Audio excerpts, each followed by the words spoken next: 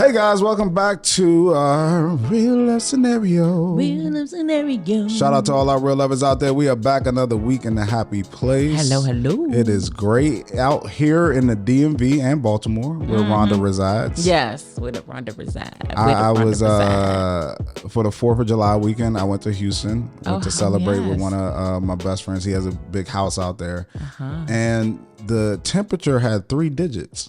Yes. 3. Yes, it's Texas in the summer. It's Houston in the summer. It was disrespectful. Yeah, it's always over 100 I felt really in disrespectful. Really disrespected. Yeah. One of my good friends, Sade, lives in Arizona, and majority of the year is 3-digit weather, but definitely in the summer. I think right now it's like 110 there every day.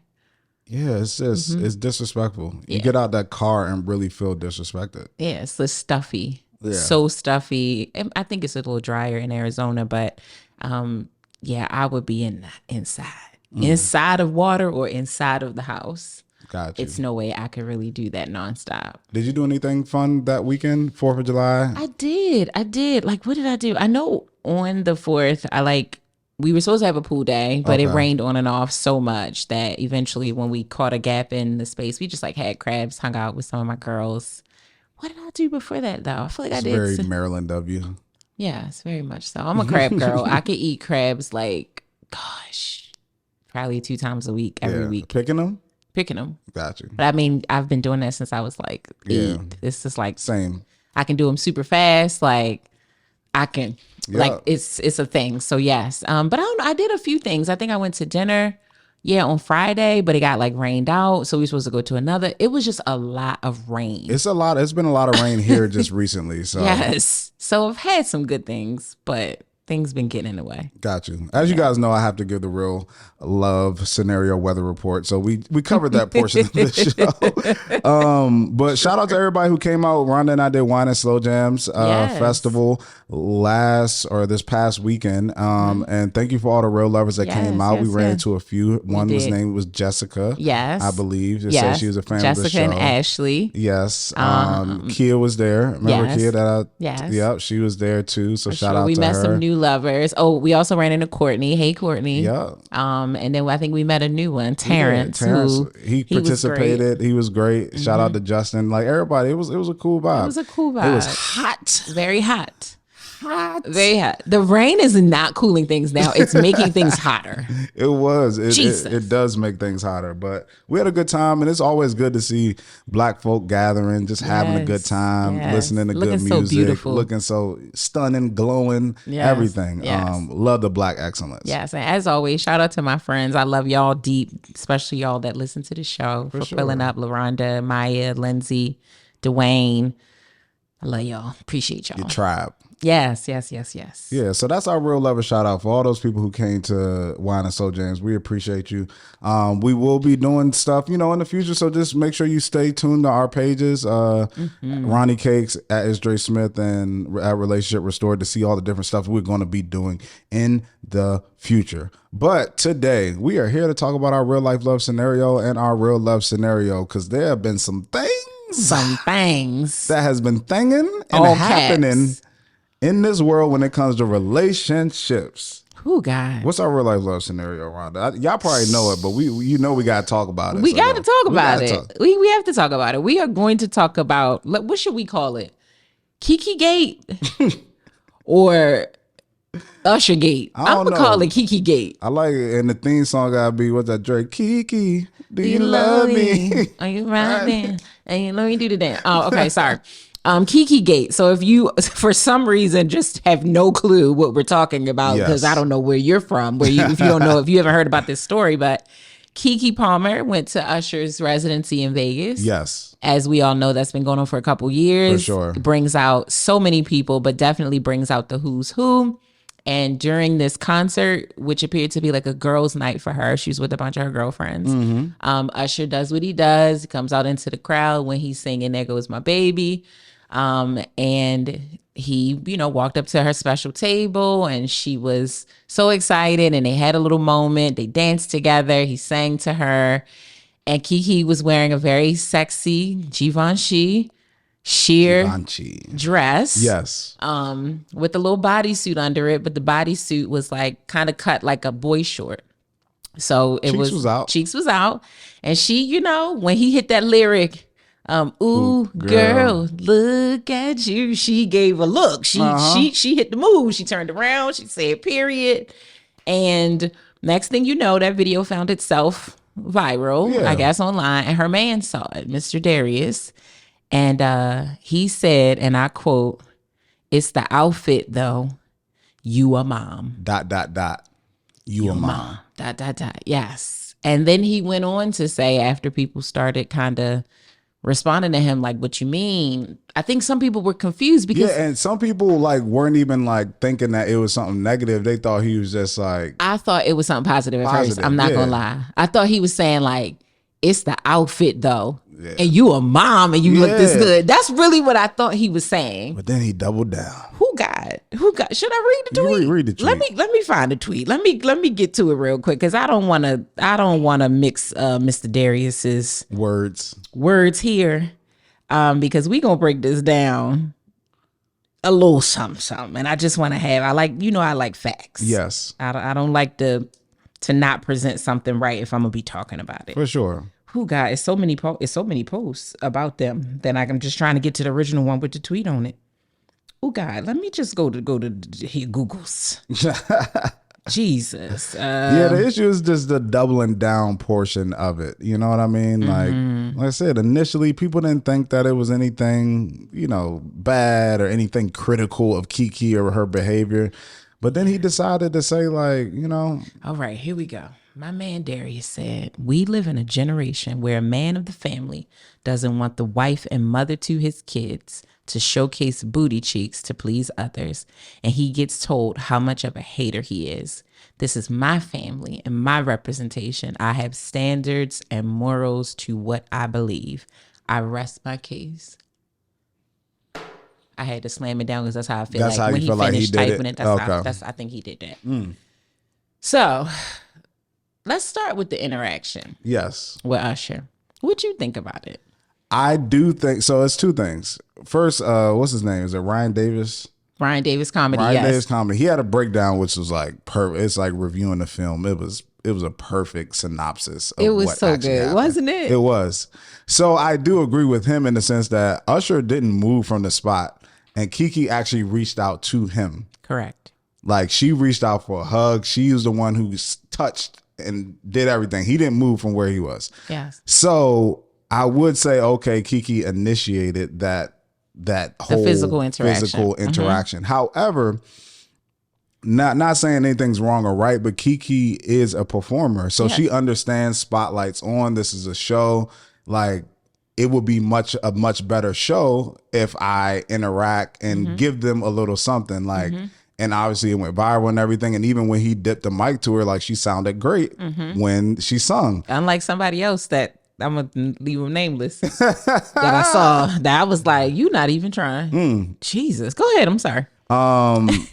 But Kiki's a performer, so I think that was part of what she was doing. It wasn't like even, I mean, of course it's Usher, and Kiki and I are the same age. That's what we grew up listening to, and a lot of us millennials and stuff grew up listening to Usher, influenced by, love the music, whether you're a guy or a girl. Like, so having Usher come up to you singing a song that you probably grew up on, it has you in a certain space. Yes. But I also think she was just being performative. Yes. In that. But, I can understand how as a man, you don't want to see any man serenading your woman, making it seem like your woman is ready to drop her drawers for a dude. Like, it's going to make you feel uncomfortable no matter who it is, no matter how secure in your relationship. It doesn't make you feel it. You won't feel good about that. You won't like it. Yeah. You won't like it. No. Even if you understand all the nuances, like they just playing. It's just a performance. Because I've heard of men or husbands of like actresses who are like, they don't watch their wives sex scenes. They can't do it. It's like, I know it's work. I know that's what you're supposed to do, but visually, and vice versa. I've heard women say this about their husbands too. Like, I know it's work, but I just don't necessarily want to like watch it happening. Exactly. So I agree with you. I think two things. I agree with you. Yes, Kiki's a performer, and a lot of what she did was performative. But I also think she was having fun, and I think based on her age, Usher and I are closer in age, so I feel like we truly like grew up together. He's just a couple years older than me. Mm-hmm. Where Kiki, he's over 10 years older than her. And so the vibes that she was giving was very much like boy crush. And Usher was like on the wall. And Usher was like one of my first crushes. I've told this story before, so I won't tell it again, but I had a poster for years on my door of Usher. Mm-hmm. And now if I saw him, which I've met him many times, I'm not fanning out, right? Yeah. Like I'm too old for that. But Kiki brought those vibes, like even when he was coming over, there's multiple videos, ones that she put out where she's like selfie recording as he's walking up, like she's getting so pumped because she knows this moment is about to happen. Even when he comes over, she's like so pumped. Like this is, so I think it was almost like, I want to say a dream deferred, but not to be disrespectful to her man, but just like, this was one of my original crushes, and I'm about to have this moment with him, and I'm going to enjoy it. I know that I'm not going to take it any further, though, but I'm going to have fun. And I agree with you that her getting caught up in that, whether it was partly in performance, but other part because I'm like fulfilling this teenage girl dream that I had. I think it was just all too much for the boyfriend to see. I think it was so combination of the outfit, plus the dancing, plus it was like, oh, he got you like that, huh? Oh, he got you like that? That's crazy. So I just think it was all too much for him to see. Yes. Which is all understandable. All understandable. We could get that. We could understand that. And I always talk about how in relationships, you have the black and white, but then there's the gray. Yes. And you just had to understand in your relationship what works and what doesn't work. And not saying even Kiki was wrong, because if she was with somebody else may be okay with that. Sure. But if you're in a relationship with somebody and they're not okay, then that's just the standards that you guys set and communicate in your relationship. So we get that out of the way. Whatever. Get that out the way. We got that. Now, this brother. What they say, sometimes public actions, sometimes people think it deserves public responses, but I would say in this situation, this public action did not deserve a public response. Nope. Especially because it was already done. You weren't stopping something from happening. Nope. You weren't. Like, it happened. And the only person that you had an issue with is the person that was in that video, who is your baby mother and your girlfriend. Correct. And guess what? You got her number. You got her number. Y'all live at the same house. Y'all live at the same location, I assume. Like, if you wanted to address it, just address it. Address it. To her. Only time you make public statements is if you're addressing the masses. That's right. If you do something and you feel like it affects the masses and you got to apologize to the masses. When companies, something happens, sorry, all the flights were delayed this day. Yes. We apologize. We'll make sure to refund because it affected the masses. Yes.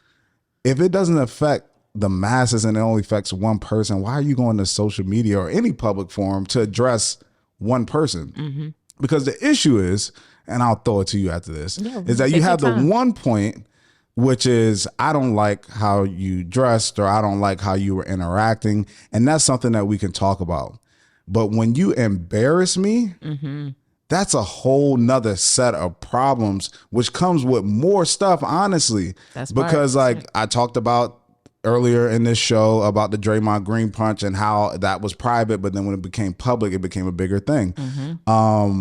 I also talked about the Kevin Hart thing in the documentary. I remember his wife saying, like, how'd you get caught? Like, it's you cheating is one thing, but now publicly, there's a video out that everybody knows you're cheating. Right? Now, if I'm Kiki, every interview I do, I got to talk about that. Yeah. I got to address it. Yeah. I got to hear that be brought up. If I'm doing something and paparazzi come out, how do you feel about Darius? Like, this is a thing now. Literally, people are flooding her page with comments, even out of support. Yeah. Like, you don't need to be with him. That's messed up. Keep your head up, queen. It's like, I was not getting all of this before you did that. And this is not energy that I would have wanted for me, but for us. Yep. I didn't want this for us. So now you made this molehill a mountain, man, like the big, like Mount Everest. For sure. And now we're dealing with, like you said, embarrassment. We're dealing with embarrassment. But I think this is, I hope, a caution to the wind for people to realize how important it is to increase your emotional intelligence, because emotional intelligence and emotional maturity will teach you that you have to take a beat sometimes. When you feel yourself really uncontrolled with your emotions, and no matter what the emotion is, let's say you're very sad, if you feel like the sadness has a control over you, this is not a time that you should trust things that come out of your mouth. This is not a time that you should trust probably even some of your behaviors, because you're intoxicated by your emotions. So you probably won't do or say the right things. Same thing when you're angry. If your emotions are getting the best of you, you probably shouldn't trust the words that are about to happen. You need to take a beat. Had he simply took a beat and dealt with his feelings that he has every right to feel, I don't think it would have landed him on Twitter. But he responded viscerally. He saw his girlfriend trending, or slightly trending, because this would not have been that big of a deal if he didn't tweet anything. It would have come and gone, just like when Kim Kardashian was at the show recently and Usher came over, just like when Issa Rae was there and Usher came over. It hits the blogs for a moment, just like recently Sweetie was there and came over, just like when 21 Savage was there. Yep. I could go on and on and on. For sure. That hits the blogs for a couple of hours and it's dead. But you saw it and people was like, she looked good. Ooh, look at the vibes. Da, da, da. Probably some of your homeboys might have seen it and sent it to you like, hey, yo, bro, your lady out here. Damn, that's crazy. And you let that bubble up in you and you was like, but you a mom. And then you called her your wife, which she's not your wife. She's your girlfriend. And that's okay, because y'all don't have to be married for you to feel away. But he reacted too fast. And I feel bad for both of them. I really do. For sure. I don't necessarily feel bad for him getting dragged on the internet because you took it there, and that's the result of that. But I feel bad that they are now having to deal with an issue that may not have even been an issue. And I think Kiki is probably feeling very embarrassed. Like, I love this man. We just had a baby together. Up until this moment, we've known of no issues in their relationship. And now the whole entire world knows that I'm mad at you. And you're mad at me because now we've unfollowed each other on social media, which we all know that's usually a sign that there's turmoil. Now everybody knows that. And like you said, if I go somewhere, if I'm being interviewed, I'm showing up for an appearance where she's promoting her film and her album right now. Now am I going to have to deal with these questions? Exactly. Now am I going to have to tuck my emotions because I'm frustrated with you and I don't even have time to deal with this because you decided to get online and try to embarrass me? It's just a bad situation to be in. And I don't think that they should break up if it's something that he can truly acknowledge now publicly that he did wrong, because you did it publicly. So now you're going to have to walk it back publicly. But if he can acknowledge that and figure out how to better deal with his feelings, I think they can work through it. Yeah. But if this is a sign of who he is at his core, that when he's really mad at you, he would embarrass you.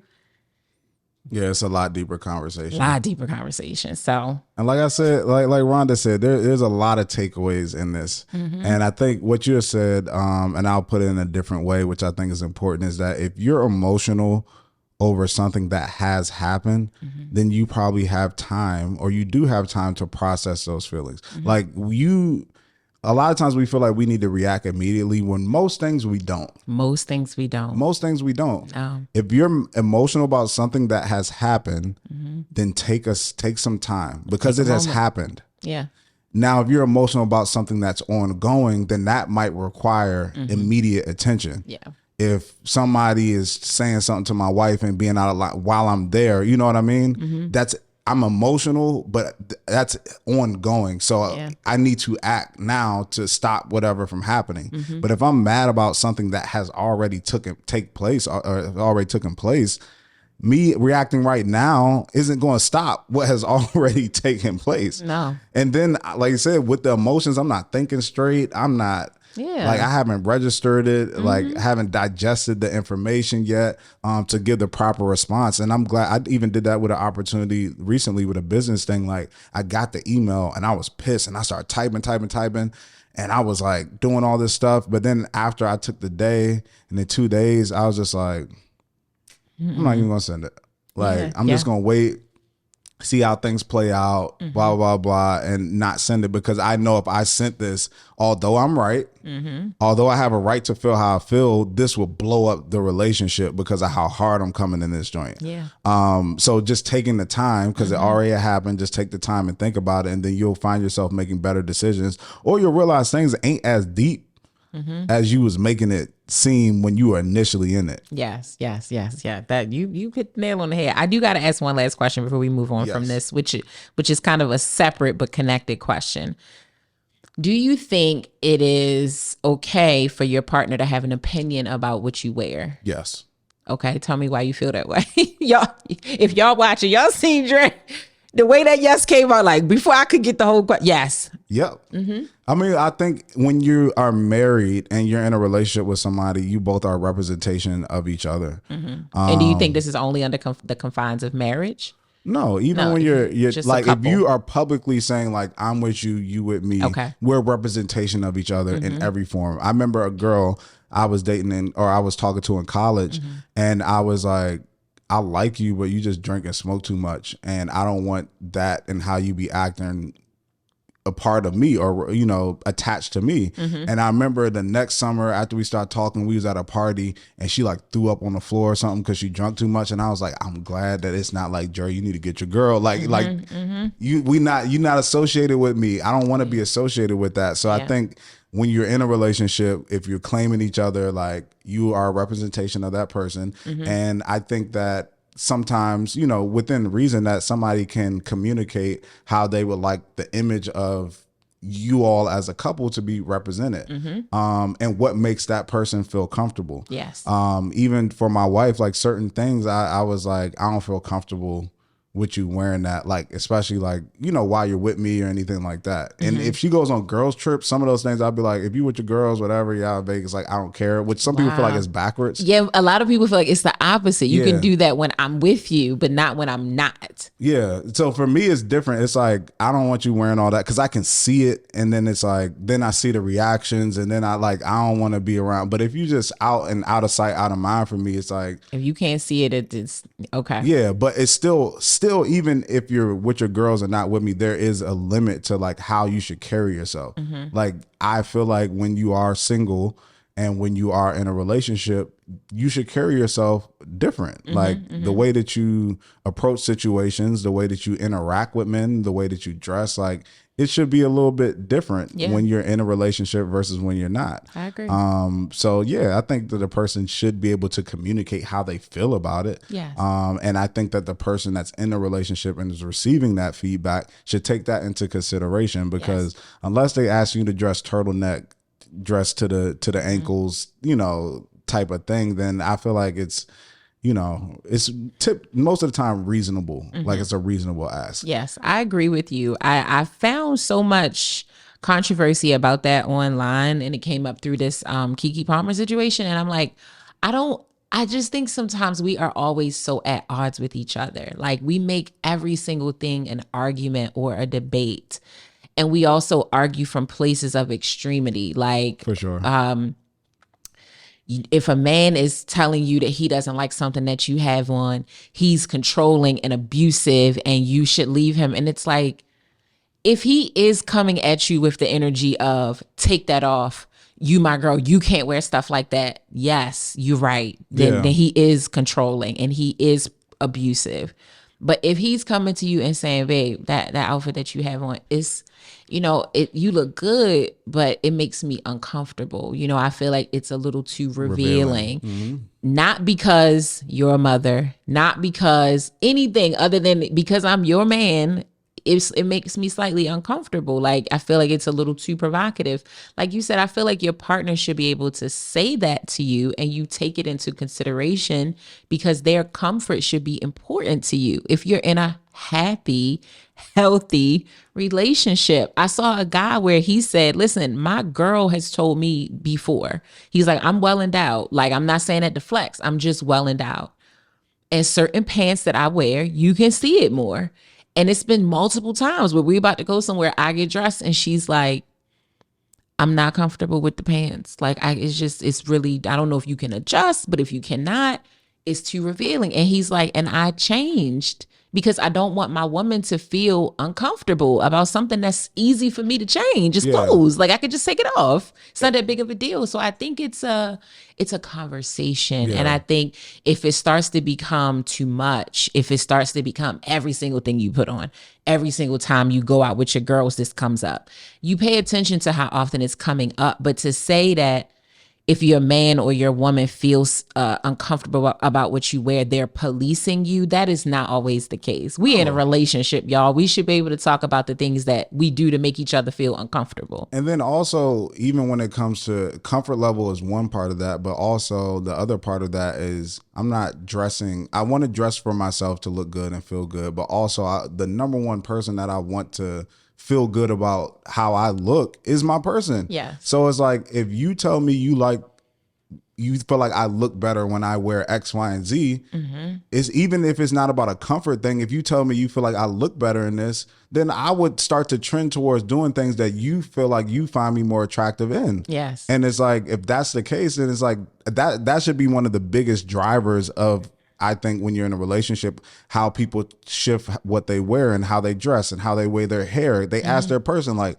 which hairstyle do you like the best? Or which lip do my wife would be like, which lip should I do? Should I do no lip? Should I do this? Like, she asks me my opinion all the time because how I feel like, how I view her, what I think is what ultimately matters most. She can care less what these other dudes out here or anybody else thinks. She'll come to me and be like, do you like this? Do you like these pants? Do you like these high-waisted jeans versus this? Do you like these shoes? Like, she's always asking me my opinion because she wants to feel like she wants to show up for me and look good for me. Yeah. And it's the same in return. It's like, if my wife is like, I'll change those pants or change those shoes or something like that, it's not even about comfort. Sometimes it's just like, yo, I want to look good for you. Yeah. And I, you know.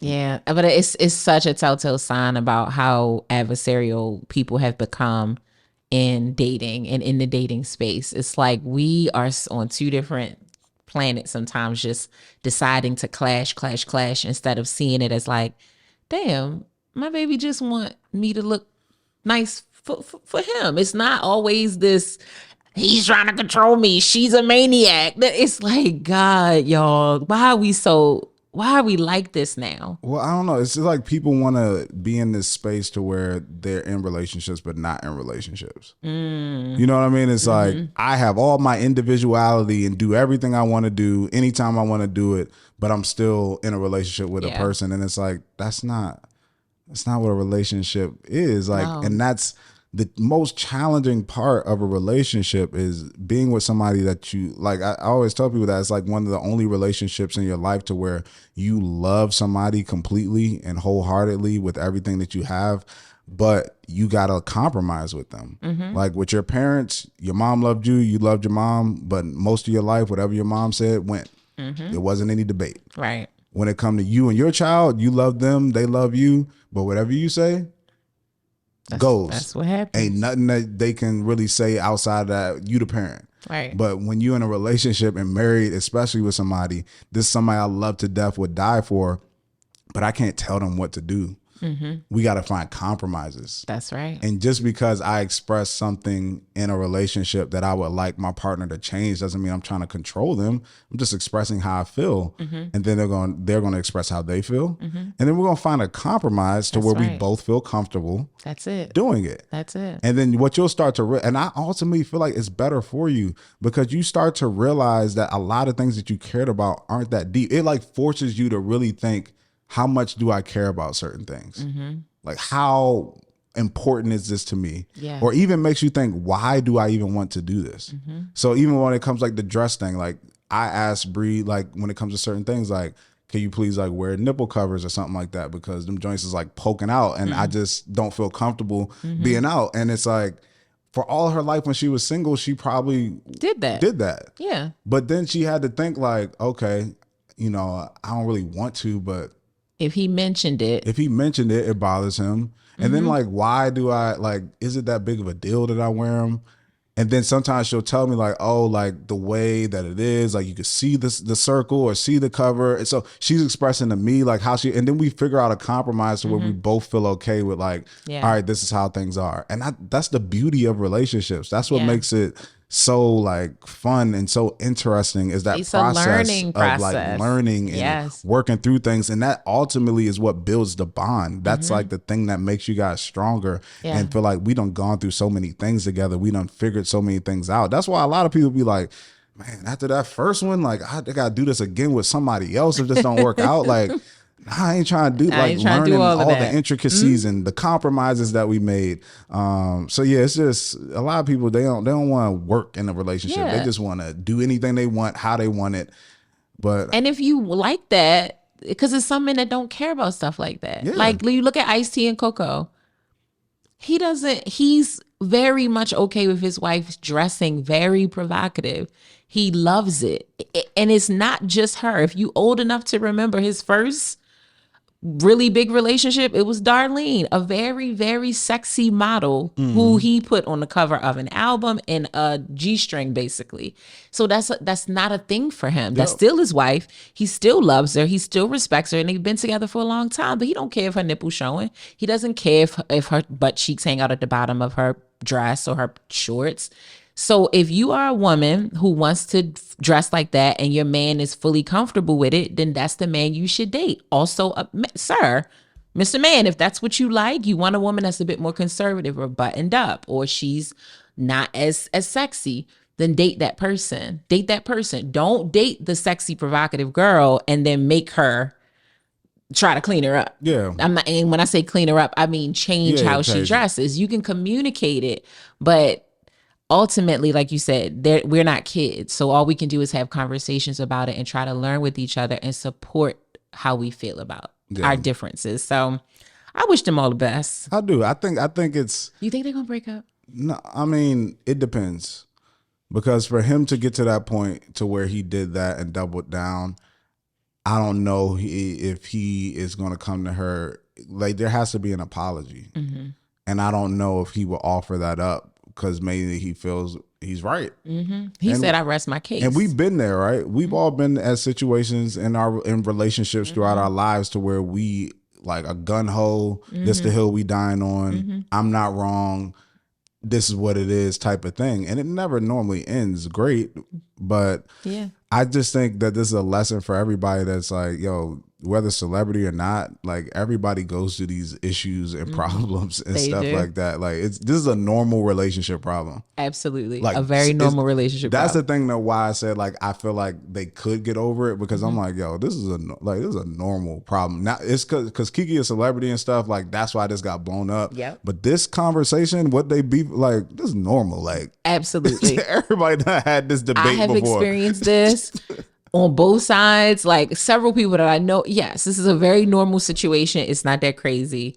It's really not. But I think the fact that he hasn't even apologized yet, yeah. I mean, maybe he has to her, but the internet where you started it hasn't seen the apology. Yeah.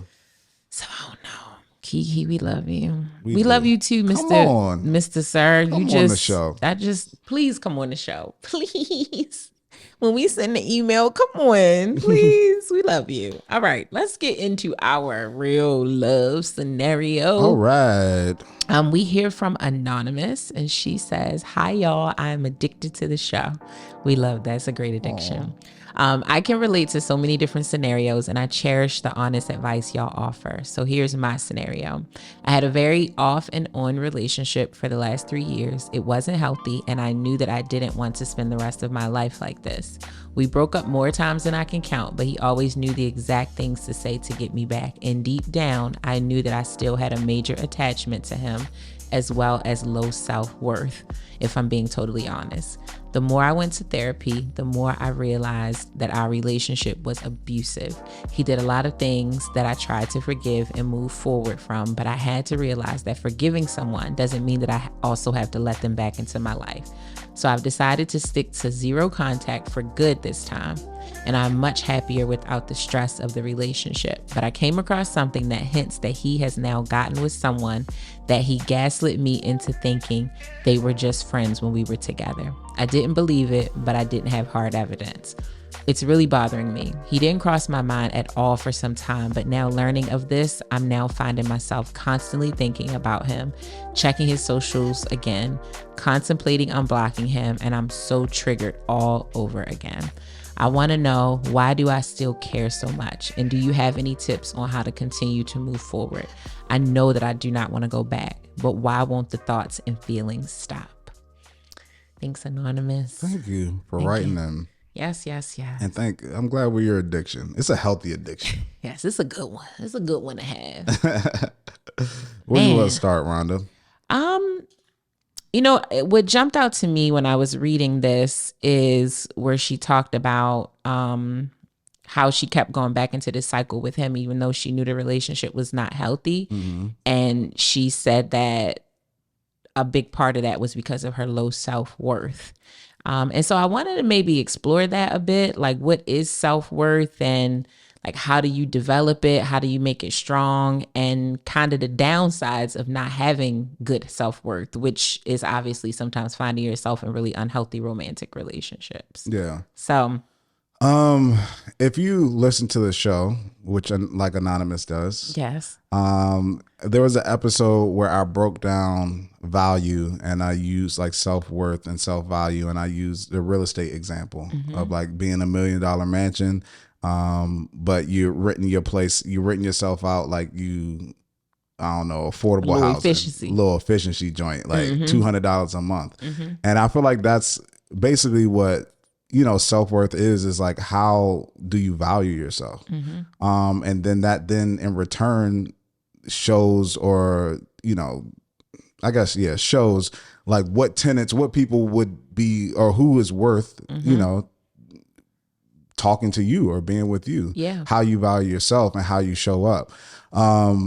How you develop self-worth or how you lose self-worth, I think that can come from a lot of outside factors and external factors. Even how you were raised, how your parents talk to you, how when you were growing up in high school, how the boys may have responded to, or middle school, how the boys may have responded to you, or how the girls may have responded to you, may have you looking at yourself like, I'm not worthy of X, Y, and Z, or I think I'm this, but when everybody else is telling me what they think about me, I'm a lot lower than what I initially thought. So maybe that is my value. Maybe I am a little bit lower.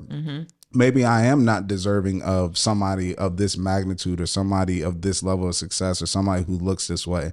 I think we all deal with versions of this to where we've had our self-worth, I guess, challenged externally, and had to figure out like, how are we going to respond to this? Even for me growing up, it's like my confidence now is at like an all-time high of myself and what I offer and what I can bring to the table. But it wasn't always that way. Especially if, like I said, you growing up and you are interested in somebody and that person doesn't seem to be interested in you, or like being made fun of. Like when I was, everything that I feel like women find attractive in me now, like I was made fun of when I was a kid. Like I was made fun of for having big lips.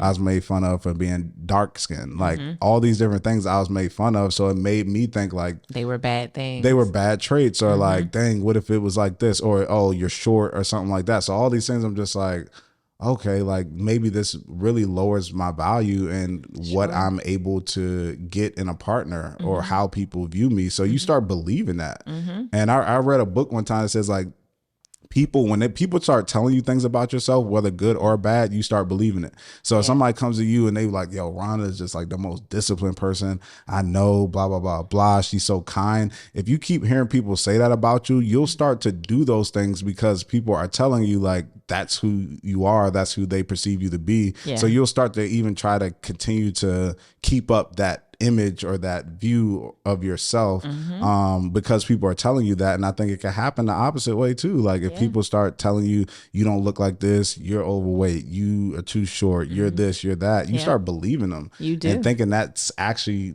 who you are. Yeah. When it's not. It's not. And that's why self-worth is so important, because self-worth is really it's from within. It's what you think about you at all times, regardless of what externally is happening. So regardless if nobody gave you a compliment do you still think that you're attractive and beautiful? If nobody said you were smart, do you still think that you're intelligent and can hold a conversation? If nobody said you were doing a good job, do you believe that you do a good job, whether you get validated or not? I do think it is incredibly, not impossible, but it's very, very, very hard for you to have a baseline of how to develop that if you don't hear it. I do think people deserve edification. I do think that we have to be cognizant that humans, it's just how we're designed, from being little kids and hearing good job, or you're getting good gold stars in the classroom. You need the validation. You do. It helps to, again, create a baseline. But once you become an adult, you have to come to a realization that you have to do that stuff with yourself. You really, that's what self-worth is, or self-esteem is. Doesn't matter what anybody says or thinks. You think this of yourself. And so that allows you to not fall into these rabbit holes where if someone is saying something to you about you that is in contradiction to what you say to you about you, you can easily recognize that and be like, oh, no, I don't care what he says. I'm beautiful. I don't care what he does. I'm great. I'm amazing. I don't care if that job doesn't think I contribute anything. I know what I do. I know my work. It is work. I will say, like, self-worth is work. It's just like a person saying something to you or giving you something makes you feel validated. That's a process that happens. Self-worth is the same process. It's just that you're doing it with yourself, telling yourself you look good. It's through affirmation. It is through looking in a mirror and doing what, I think the proper term for it is like shadow work. Yeah. Where you look at yourself and you say good things to yourself, or you pat yourself on the back. Some people do it by writing letters to themselves. Some people do it by journaling and then reading back their journals. Some people do it by writing down their accomplishments that they've had, or keeping a track of them and revisiting that to say, I'm doing my thing. I'm very proud of myself. You have to do those things in order to combat against people who will find that if you don't, it creates insecurities. The way that people can get over on you when you have low self-worth is because you believe what they're telling you. If they say you're overweight and you don't really, and if you really truly didn't believe that, it wouldn't work. It would never work on you. Yeah. If somebody said to me, Rhonda, you're dumb, that would never work on me because I know damn well I'm not dumb. Not by a long shot. But if somebody said to you, Rhonda, you need to lose some weight, I would be like, yeah, they're right. I wouldn't want to hear it. But I'm still dope, though. Still fine. Listen, I'm still all the things, okay? But the way that it permeates is because some part of you even knows that what they're saying is possibly true. Or it's things that you yourself are struggling with. So when they say it, it stings even more because it's like, damn, I was already thinking that. Now they seeing it too. Oh my gosh. And so you find yourself getting low. You find yourself going into your shell like, oh, they don't think I'm beautiful. They don't think I'm smart. They don't think I'm this. And manipulative people love that type. They love when they can find your Achilles heel and push on it to keep their foot on you, basically. Yeah. No, I agree. And I want people to understand that you determine your self-worth. Yes. Like Rhonda's saying, you are the one who dictates that. Mm-hmm. But understand that worth is all based off of the things that you can actually control. And I want to make that distinction because I think a lot of people may tie their worth to, well, I'm looking at all these people and I'm 5'4" as a guy. So it's just like, I ain't as valuable as whatever, as the 6'2" guy or the 6'3" guy. It's like, you can't change that. Right. So that's not tied into your worth. It's like when I talked about the real estate thing and like how you can be $1 million mansion, but sell yourself or rent yourself out for $200. It's like, there are all different types of homes that sell for millions of dollars. There are bungalows, ranch style, contemporary, cottage. You have townhomes, duplexes, condominiums, all types of different houses that sell for $1 million. They look different based off of the appearance and the locations and all those things like that. And that's the same for you as a person. It's like, just because you're a little shorter doesn't mean you're not worth $1 million. Just because, you may be taller as a woman. Some women feel like, yo, I'm 6'3", like ain't no dude going, like, these are things, your face, your nose, your lips, you're like, these are things you can't change. That's just you. You can. You can. Some of those things. Yeah. But I'm just saying is that don't feel like that is part of your value. Right. Just your appearance, how you were born, like the things you can't really change. Right. But the things that are inside, like that kitchen jacked up or that bathroom, the plumbing jacked up, like all the things that you can actually change and fix in the inside, like Rhonda's talking about, you know, the trauma that you have, being more trusting, learning how to communicate in a relationship. Those are the things that can determine your value. And when somebody looks at you to feel like, is this person worth giving my time to? That's what they'll evaluate. And those things you can change. But I just want people to I just wanted to make that distinction because I feel like some people tie their value into their appearance sometimes. And it's like, yo, you can't even change that. Or that's not, just because you look this way doesn't mean you're less than a person or less valuable than this other person when it comes to, you know, different things. Now, if it comes to like weight or anything, but some people are even just heavier people just in general, or thicker people just in general. My wife is that, like, she's thicker. Even when she works out and does stuff, it's like, I got thick thighs. These thighs ain't going nowhere as much as I try to do it. And it's just like, that's you, but you're not less value than somebody who's a little bit slimmer. It's just, that's your makeup. Yeah. And I don't want to cut cards or pander. So I do want to acknowledge the fact that we are focusing on self-worth versus external worth or worth of others. There is a true marketplace when it comes to dating, right? Like there is a true marketplace. So your value to the people on the marketplace is one thing, because yes, there could be a bunch of $1 million homes, but what we know happens sometimes in real estate is upon appraisal, depending on who the buyers are, they could say, I don't think what you listed it for at 2.5 is truly the value that I want to spend on it. So can I get it for 2 million? Can I get it for 1.9 million? Right? Still $1 million home, but I don't think it's that much. We are specifically talking about self-worth, and that is overly important. But yes, the truth of the matter is, sometimes you go out onto the marketplace and your design or things that you can't control are not valued on the market. And that's why your self-worth really matters, because you truly cannot tell people to buy what you're selling. You can't make them buy what you're selling, but you can try to find the people that are willing to pay for what you set your value at. You have to still hold as true as you can to what you believe you deserve. The marketplace is going to be the marketplace. And I'm not, going to get into the nuances of how stringent and weird that can get, because it runs the full gamut from women prefer taller men to men prefer more fit women. It can go all over the place. You know what I mean? Like we could spend a whole entire episode just on that. But we talk about two different things. What people think about you is one thing, and everybody has their right to feel what they feel. You're not less of a person, but they may find you less attractive, depending on whatever it is. But who you think you are matters, because like you said, it's the plumbing, it's the inside work. That inside work is what's going to carry you through life. The external stuff, it matters. I'm not saying it doesn't. Looking nice is important to many people.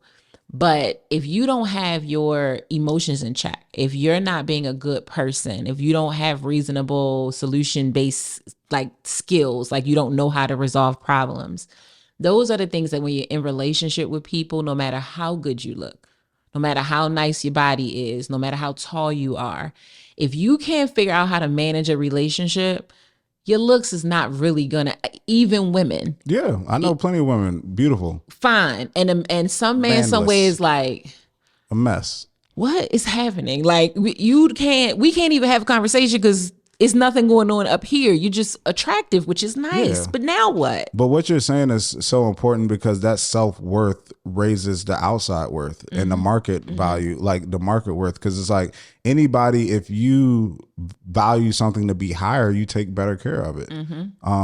You put more attention into it. You put more, intentionality into anything you're doing with that thing if you feel like it's of a higher value. So if you are somebody who, let's say, even are a little bit thicker, or you may be a little bit shorter, but you exude confidence and you not settling and you know your worth, then that lets people outside from externally know like, oh, I got to come correct if I'm coming with this person. And there is no way for me to manipulate or prey on this insecurity or that insecurity. Like they know who they are. They know what their value is. And if I come to them, I got to come correct. And actually that's attractive, because a lot of times when we date, most of the time, initially we see somebody's physical attraction. But especially with men, I could tell you, they know early on, like somebody that's like, oh, that's a wife. Versus like somebody who just like attractive, that would be fun, we connect, but somebody who carries herself in a certain way that's like, oh nah, like I gotta take you serious, and I know you will hold me down, and you will be somebody that like I would want my mother to meet and want to be around my friends and hold me down and do all these different things. So how you carry yourself from a self-worth standpoint shows up on the outside when external people are looking at you. It raises your value in that way too. Absolutely. So, I mean, I think if you struggling with self-worth, I found an article and I thought it gave some really, really great points. So I just wanted to read through some of them. Like if you don't know how to develop your self-worth, or you just don't have a launching pad, you have no idea where to kind of start. This article comes from Masterclass. And a few of the things that they say you should do is, one, avoid comparison, which I agree. Comparison is a thief of joy. You get to lining yourself up with somebody else, you're going to find all the things that you don't have when you're comparing yourself to somebody else. Be kind to yourself. Say nice things to yourself. This is something that I have to constantly tell myself to do, because we are our worst critic all day. I could come in here and be like, Dre, don't look at this pimple on the side of my face. And you like, I ain't even see the pimple. Now you done brought it up. So now I see the pimple. So it's like, be nice to yourself. You don't always have to hone in on the things that you don't even like about you. Be kind to yourself. And I'll say to the first one, because I know you're going to finish, is that instead of comparing yourself to others, I would say be inspired by others. So it's like, it's nothing wrong with seeing someone and seeing like being inspired to say like, oh, I've seen this person do it. I can do it too. You know what I mean? Versus like you said, the comparison where it's like, I see this person doing it. I could never get that. I could never do that. She's so beautiful. I'm so ugly. No, it's like be inspired by people and not compare yourself to people. For sure. I love this one. Consider the role you play in others' lives. So think about how you positively contribute to other people, because everything, again, is not just about how you look. How do you show up for people? You said this earlier. If someone's like, oh, Rhonda, you're blah, blah, blah. It makes me feel good to know that I'm impacting people's lives in a way that is great and happy, and they're getting something from it. And it makes me feel good about myself that I was able to do that. Another one that they said is exercise regularly. And it's not just about the physical benefits of exercise. It's about the chemical benefits, the endorphins. They all make you feel really good. You said this just a second ago, find inspiration in others, and mainly others like you. You emulate people that you respect. So as a heavier woman, as a curvier woman, yes, it could be, I mean, it's not hard for me to look on the internet and see a lot of women whose bodies don't look like mine. So instead of focusing on that, I focus on women whose bodies do look like mine and how they move through the world. And I see women who are larger, like a Lizzo, who her body is definitely bigger than mine. And she feels no way about it from what I can see. And I'm like, now, am I going to wear some of the things that she wears? No, I'm probably going to be more covered up most of the time, but it's really about, clearly she feels a certain way about herself, right? That makes her feel that. And I'm like, I love that. I respect how much she loves herself. And the last two, give yourself a challenge. So take on a challenge that is outside of your comfort zone, because it'll propel you forward and it'll give you new insights about yourself. Don't you always feel good when you like do something that you didn't think you were able to do it, and then you do it and you like, shh, what? I'm out. What? Look at me. Yeah, I mean, you've sure. done so much of this in the podcasting space and being creative. You taught yourself how to do majority of the things. And it's like, you probably was sitting there frustrated many days, like, I don't know why I decided to take this project on. But now it's like you have so much confidence that and have landed an amazing job that is like, yo, 5 years ago, this was not my life. Yeah. 10 years ago, this was not my life. For sure.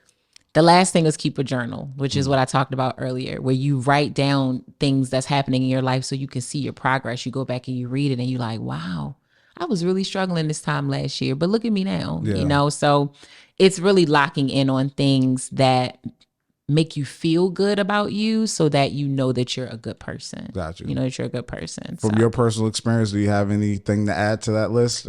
I mean, I would say just do not overly entertain or question people who refuse to see your self-worth. I have done that in my past when I was a lot younger, where if somebody made me feel like I wasn't beautiful or I wasn't deserving, I would want to know why they felt that way. Why don't you think I'm as beautiful as I think I am? Or why don't you like my body? Or why don't you want to be with me? If a person's just being weird all of a sudden and like trying to ghost me or trying to slide out the back door, I'm spending all this time trying to figure it all out when they have shown me very clearly that they have no desire to see me in the way that I see myself. And so sometimes you get in that like cycle and then you believe it. And so from personal experience, I would say if someone says, I don't like you, I don't like this about you, or you're not my type, or whatever those things are, that's it. That's the end of the conversation. It's no need to keep mulling over it. You said what you said, and the faster I can get away from you, the better off I'll be. I don't want to be around someone who doesn't see me as my full self. I was at happy hour recently, and I'm sure you experience this as the relationship guy. People love talking about relationships when you're around. It's just like we could be talking about sports, and you're like, let me ask you a dating question, and you're like, all right, here we go. So I'm out with people. Some people I know, some people I don't know. And this guy's like, oh, I only date white women. I only date white women. And my friend is like, you hear this, Rhonda? He said he only dates white women. What you got to say about that? And I was like, nothing. They're like, but he's saying it's because white women, da, da, da, da. And I'm like, okay. So you just really not going to say nothing to him? No, because why would I waste my time arguing with someone who is committed to seeing it the way that they see it? Yeah. There's no point. It's no point. So when you're dealing with self-worth, it's the same thing. I'm not going to keep sitting here asking you questions and trying to do tricks and dances and all these things to prove to you that I'm deserving of something that I know for a fact I'm deserving of, and I've already shown you that. I'm not going to beg for it. I'm not going to beg for it because it deteriorates you when you keep doing that.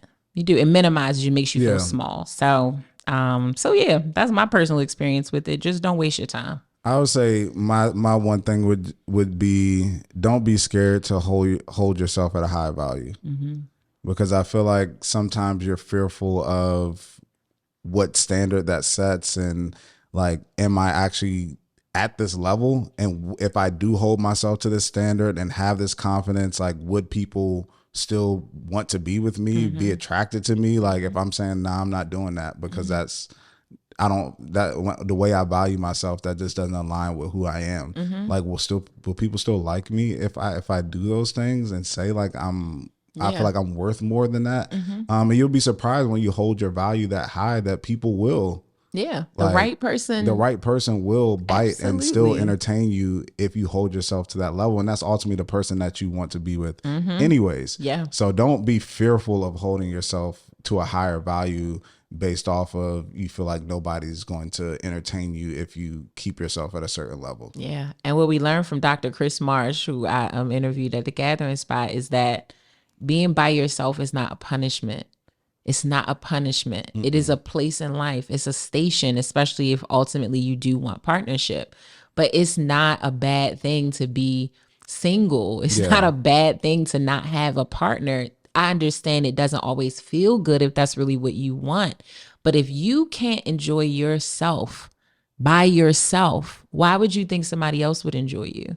If you sit in your own home by yourself and all you do is cry about being alone, you hate it here, you don't do anything inspirational with yourself, you don't treat yourself, you don't cook for yourself, you don't take yourself on dates, you don't say nice things to yourself, how could you then ask somebody else to do these things? How can you? I mean, you can, but realistically, you then create a dependent cycle. Now you're dependent upon them to give you something that you should have started with yourself. Yeah. And so I don't feel, y'all know, you hear me say it, I want a relationship, but I don't hate being by myself. I don't hate my own company. I enjoy my own company. I very much do. But surely there's some days where I'm like, You know, a little warm body would be nice right now. Yeah. You know, a little man to run downstairs and grab me something out the refrigerator would be nice right now. Going out on a little date, that would be nice right now. But I'm not doing that day in and day out all day long. No, it's Yeah. days where I'm home like,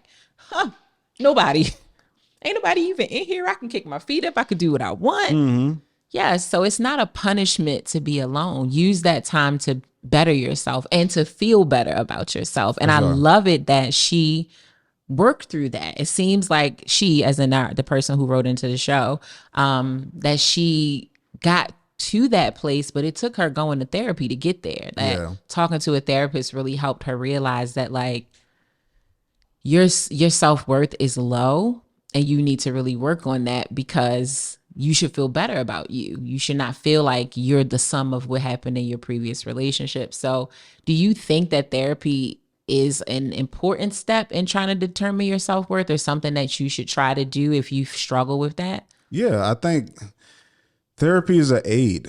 And some people are blessed like to have the skills, and whether that's through their parents, the different things they learn to kind of do a lot of self-evaluation and working through things on their own to get to a certain place.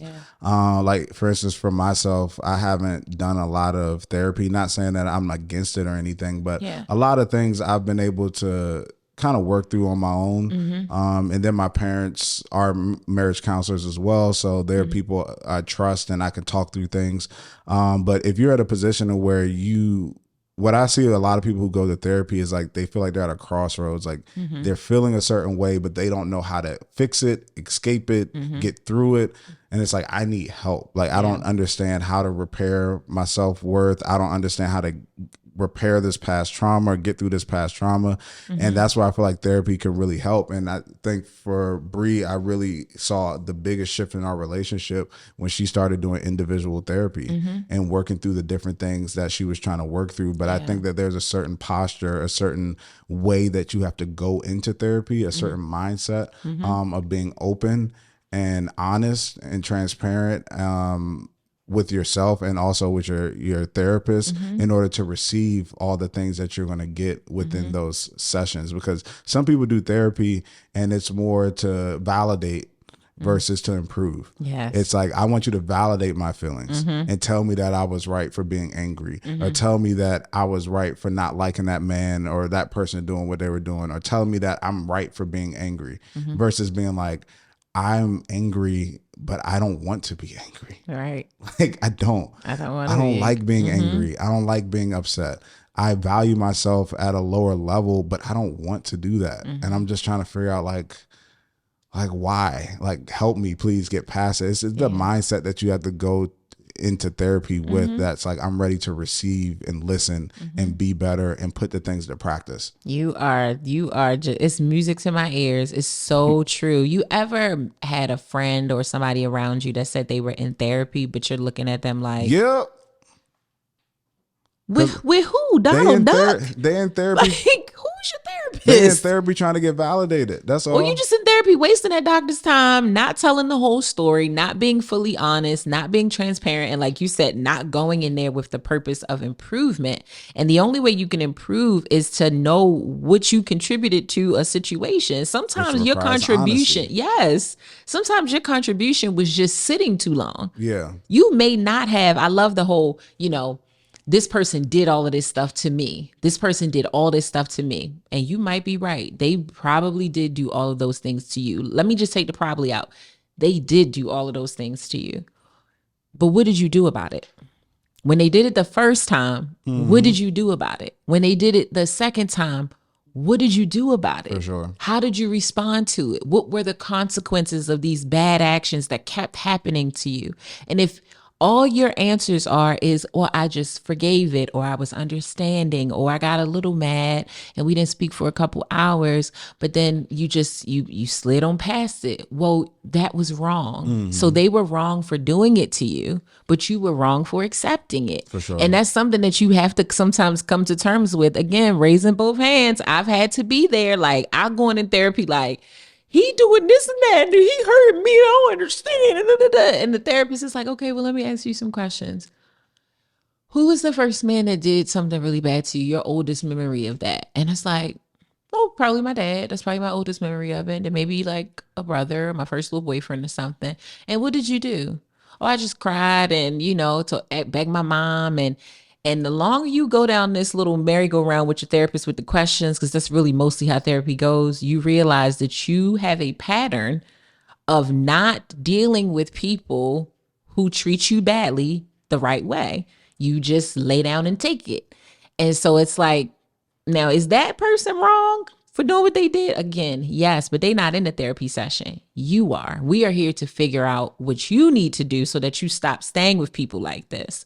So it is really being accountable. Going to therapy is the point of it is an aid. The point of it is to help reveal all the things, all the bad patterns that you have, some that you may not even realize you have. And therapy is not just for dealing with romantic issues. It's for all kinds of things. For sure. I saw a podcast duo. They go to therapy for their business.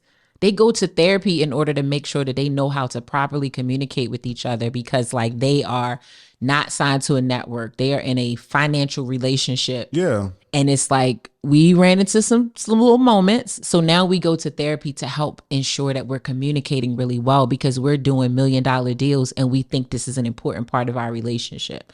And I was like, impressive. For sure. It's not just for when your husband is acting up or your girlfriend getting on your nerves or because your dad broke your heart. It's for so many things. It's all about what you go in there and finding the right therapist. There are therapists who do therapy for, like your parents' marriage, but they're therapists who work with family trauma. They're therapists that work with addiction.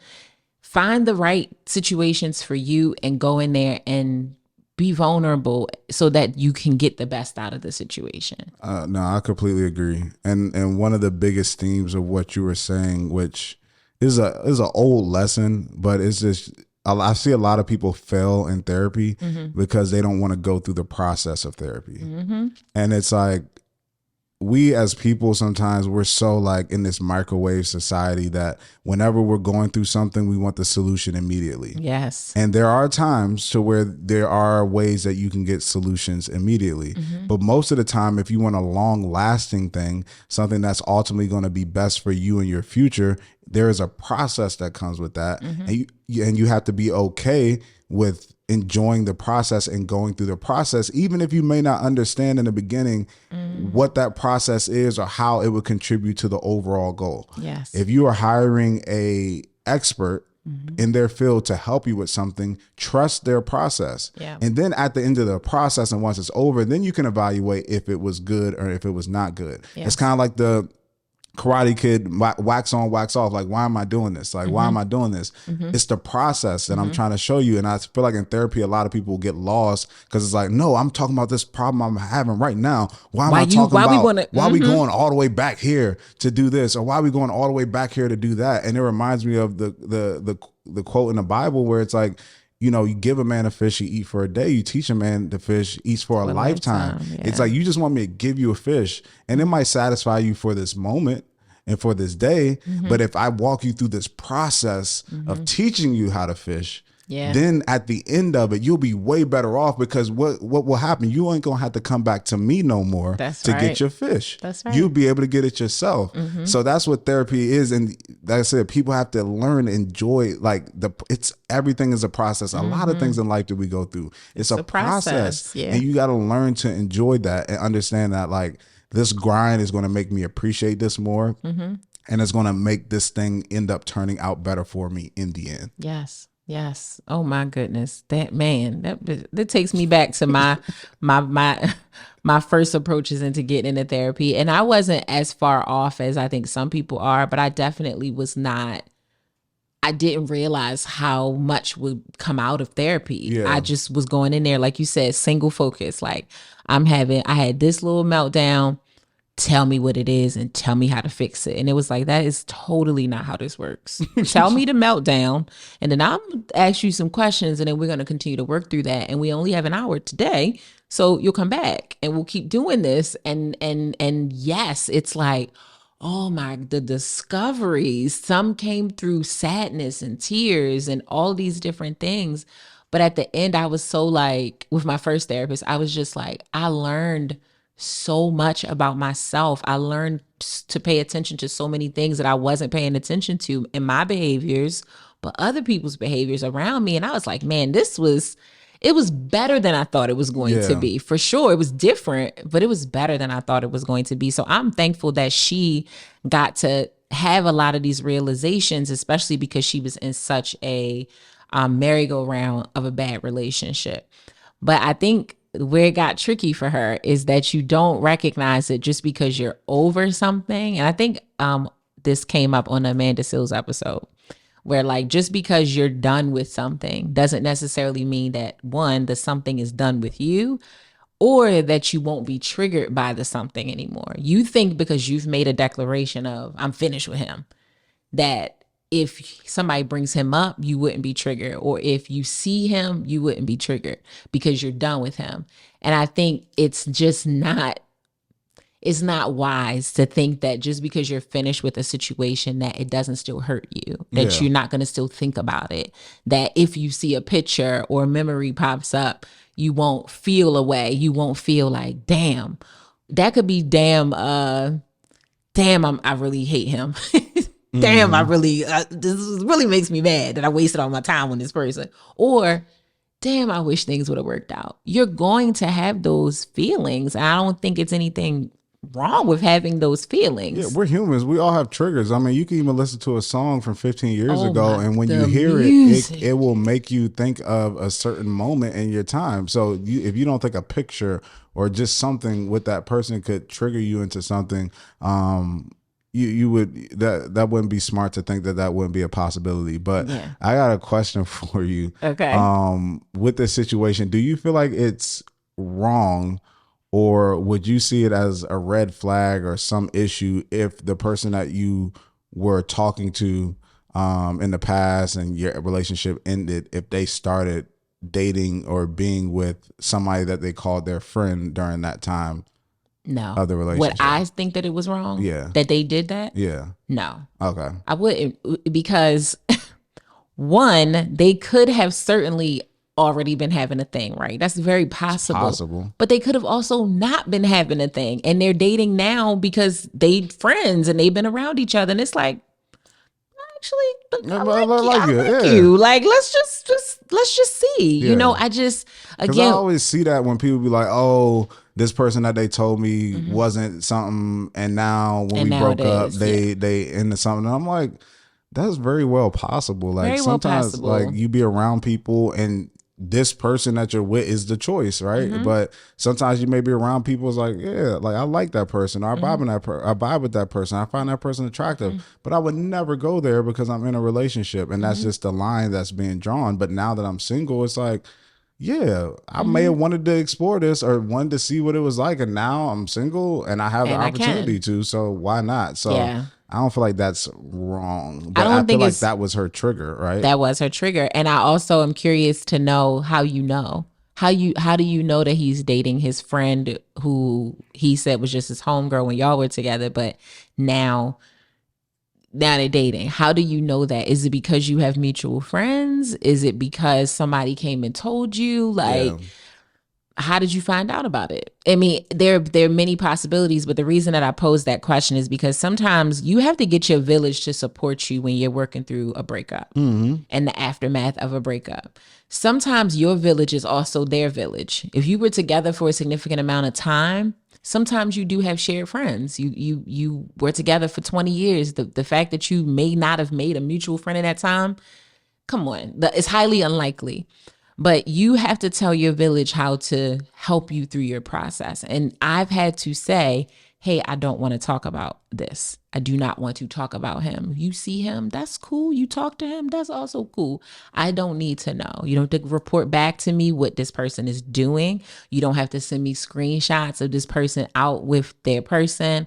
You don't have to do the little gossipy thing of like, girl, let me tell you who I just saw, blah, blah, blah, blah. Sometimes you really do have to tell your friends and tell your family members, I am done with him and I am emotionally working on that. And when you bring him up or you talk about what he's got going on in his life, it triggers me and it's not helpful to me. So respectfully, I would just ask that you not do that. Yeah. You can set those boundaries with your people. One thing I saw, and I feel like I've said it on this podcast more than once before, that Jay Shetty talks about the fact that he fully tells his clients or people that come to him for advice when they're trying to get over a breakup, that they should remove the memories of the person. If you have clothing of theirs, get rid of it. If you have pictures with them, remove them to get them out your phone. If you have, songs, they might come on if you're out in public, but maybe you shouldn't go push and play on that song. If that was y'all song, why would you go to your phone, your playlist, and hit the song and then sit there like, yeah, looking out the window while it's raining. Yeah, it's like looking out the window while it's raining. Word, because something about rain, Right. something about rain that just make you want to cry. It just make you want to be the saddest you could be. But yeah, and while I struggle with the idea of deleting pictures because I feel like pictures are just like memories, but truly, why do you need all of these reminders of something that didn't work out? Yeah, I think it all comes down to discipline. That's the word, right? Is that you're trying to be disciplined in what you're saying that you wanted to do. And I want people to understand, like, there's a difference between discipline and motivation. Motivation is lighting the match, and discipline is maintaining the flame. And it's like you have to build your mechanism for which you're going to sustain the flame. And however you do that, that's unique to you. Yeah. So it's like motivation is like something happened, boom, like I'm inspired. This is what I want to do. I know I want to do it. Match lit. But how do I keep this thing going? And it's like you said, it's setting up the mechanisms for which this flame is going to be maintained. I got to delete these pictures. I got to block this person. I got to make sure my family knows X, Y, and Z. I got to label this person in my phone. Don't pick up. Like I got to design my own way of maintaining this flame so that I can stay disciplined. And that looks different for everybody. Yes. And that goes in every part of life. Like even if when you, let's say you want to work out, it's like, all right, I got motivated. Match lit. Now it's time for me to work out. How do I stay disciplined? For somebody that's waking up in the morning and running, for another person that's in the evening doing a Zumba class, for like, you got to make it make sense for you. You can't look at other people and be like, that's what they did, so I'm going to do exactly that. It's like, no. That may not work for you. Like that's not, that may not work for you. And you're not shallow. You're not wrong. You're not a petty person if a picture makes you think of something, or seeing their social media gets you agitated, or like, there's nothing wrong if that's how you feel, if that's what that gets you. You just gotta understand that that's who I am. That's how I am. I've met people like that. It's like, listen, like, if we in this, the friend thing, like that's just, I can't do that. Yes, I'm you not met that type somebody of like person. that. Her name Rhonda. Yeah. I can't do that. Like, Can't that's do just it. not me. I'm gonna unfollow you. I'm like, that's just how I operate. I need to move past this. You express this is what you want, and this is how I gotta move past it. And you gotta design that for you, because if you try to make these exceptions or try to do a cookie cutter version of it that you feel like, oh, this is what normal people do, or you're trying to say like, trying to prove that you're mature enough to see it and be okay with it. And it's like, it's the hand. You're not. Stop it. I'm mature and I could see it and it doesn't bother me. And it's like, no, this bothers me. I don't want to see it. I don't want to look at it. Nope.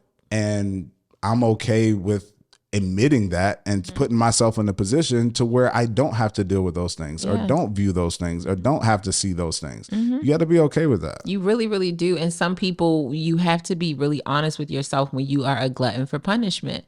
When you are the person that's going to put the song on and cry at the glass while it's raining, you have to realize that it's you that's bringing up your ex. It's not the people around you. It's you that is helping yourself to looking at their social media page. Nobody sent you anything. You have to realize when you're doing that too, when you won't detach, when you won't create the situation for success, you have to be as stringent as you need to be to protect your mind. You do have full control over your mind and thoughts for the most part. Yes, there are things that pop in your head that you think you didn't manifest, but you have the ability to control. Let me take that back. Maybe you don't have the full ability to control your mind and thoughts fully, but you have the ability to control what you do with those thoughts. You have the ability to realize, I had that thought And that's it. And that's all I'm going to have is the thought. It's not going to lead me into an action. It's not going to make me sit here and be like, oh, I'm thinking about my ex. Let me go look at his Instagram page and see what he's doing right now. And then for me to go over there and see something that I don't like him dating his homegirl, who he said was his homegirl when we were together, but it's really now his boo.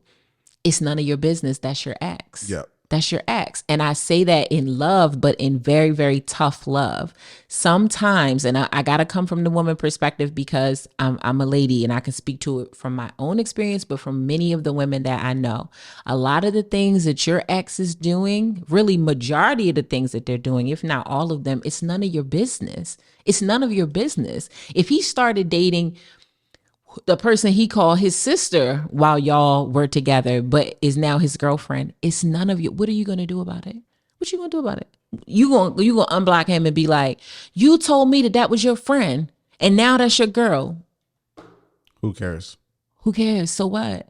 Because imagine if you started dating your homeboy because y'all just found yourselves in that place and your ex come through your line like, damn, you dating your homeboy now? That's crazy. You're going to be like, sir, mind your business.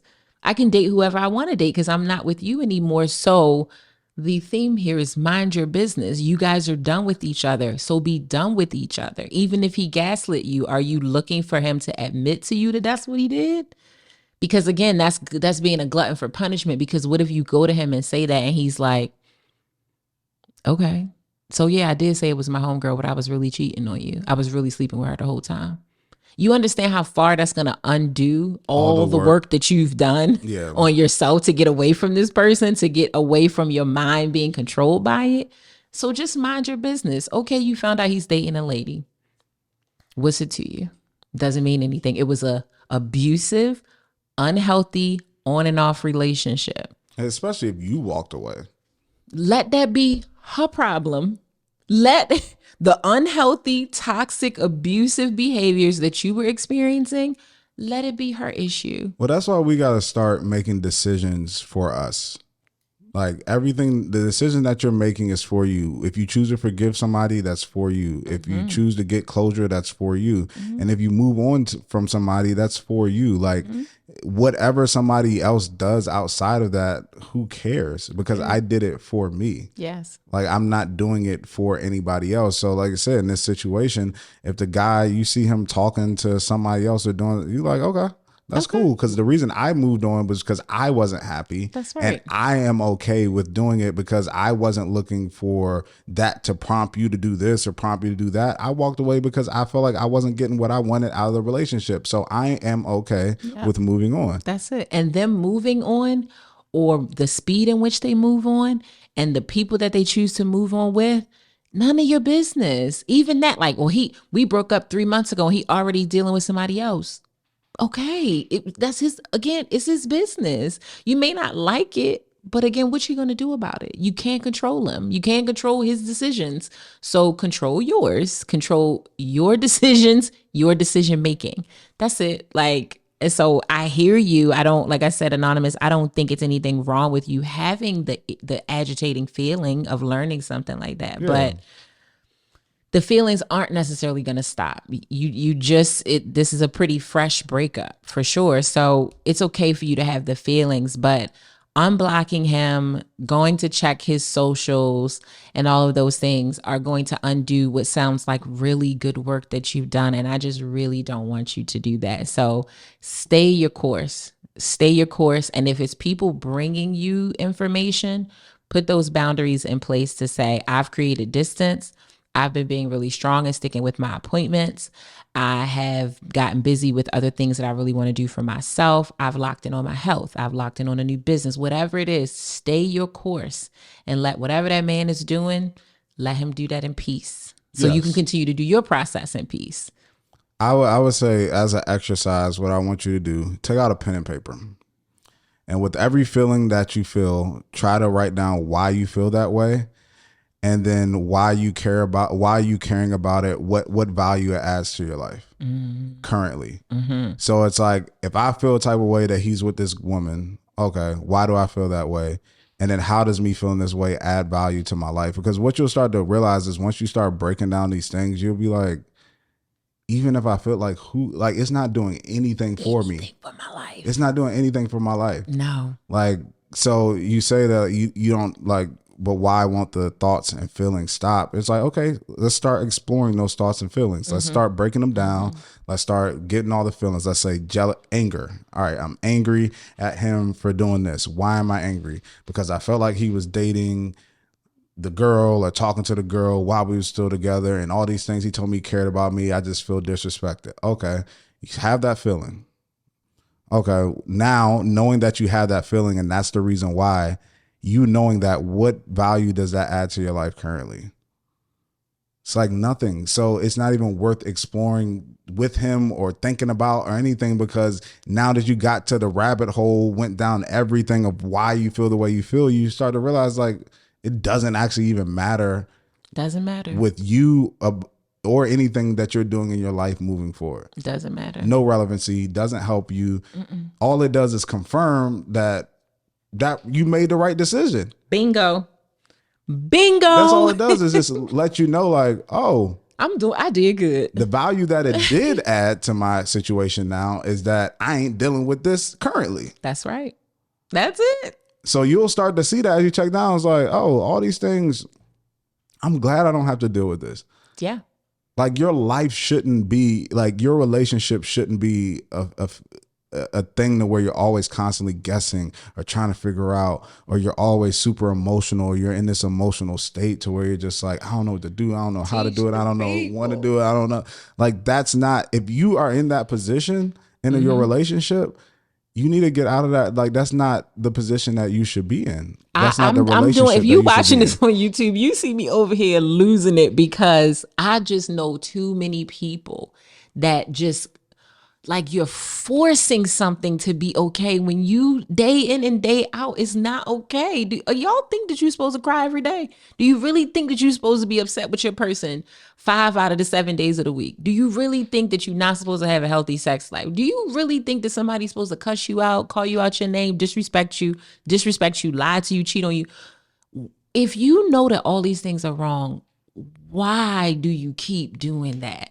Over and over. And I know that there's so many reasons, so I'm not being insensitive to that, but come on. Sometimes it's like, do you just like this? You enjoy this?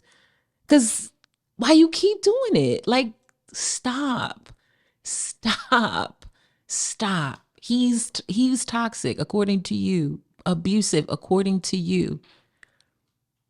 You did the right thing by getting out of the situation, love. It's nothing more to say about it. You're not missing out. You're not. Promise. You had 3 years of that with him. On and off, good times, bad times. Sounds like it was way more bad times.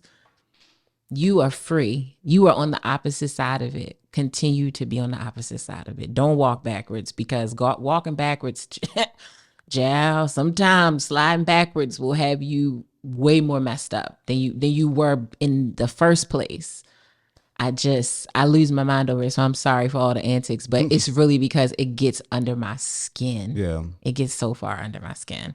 So that's why I hope that from therapy, you getting which therapy is for, is a change in perspective, because the situation ain't changing. The situation is a situation. It's just how you viewing it. That's all. That's all. So you just got to shift your perspective to know that you're better off now. And if you take those steps that we had talked about and you change your perspective or work to change your perspective, then those feelings will start to go away. Yeah. And don't feel like I said, that you're not mature for blocking, for not looking. And honestly, like Rhonda said, we're going to tell you right now, what that man is doing is none of your business. None. And what you're doing is none of his. Facts. So you shouldn't be looking at him trying to keep up, because all that's going to do is just keep you in that world of him. That's just move on. Just move on. You straight, baby. You did what a lot of people won't do, and that's walk away and get help.